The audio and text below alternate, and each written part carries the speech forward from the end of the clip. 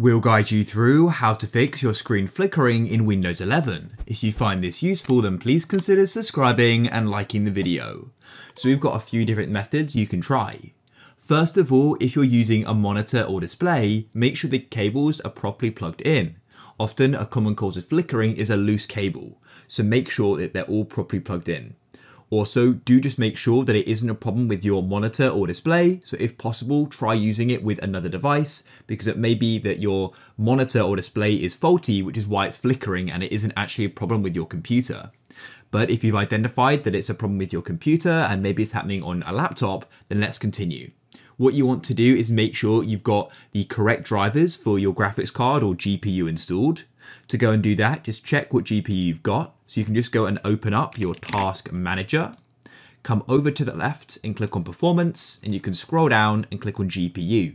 You can see what GPU you then got here, and you can go and search for the drivers for that.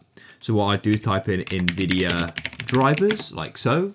We can come to the official NVIDIA site, and what we can then do here is go and enter in our product. I've actually gone and searched for this before, so it's already filled out, so I can just click on search, and I can then go and get the drivers. I can click on download, and I can then go and install them, and that'll hopefully fix the screen flickering. If you've already got your graphics card drivers installed, then make sure they're up to date as well. So there are different ways you can do this depending upon what graphics card you've got. But for example, if you've got a card like NVIDIA or AMD Radeon, then you probably have a control panel. So what you want to do is type in for NVIDIA GeForce Experience, like so. You can go to the top of GeForce Experience and click on drivers, and you can then click on check for updates in the top right, and it's going to go and check. As you can see, there is a driver available, which I can then download and install, and that will hopefully go and fix the problem. Another way you can do it as well is if you don't have NVIDIA or AMD card, then what you can do is just go and type in Device Manager. It's already suggested it to me, so I'll go and open it up. Come down the list and find display adapters and click on the arrow to go and expand it.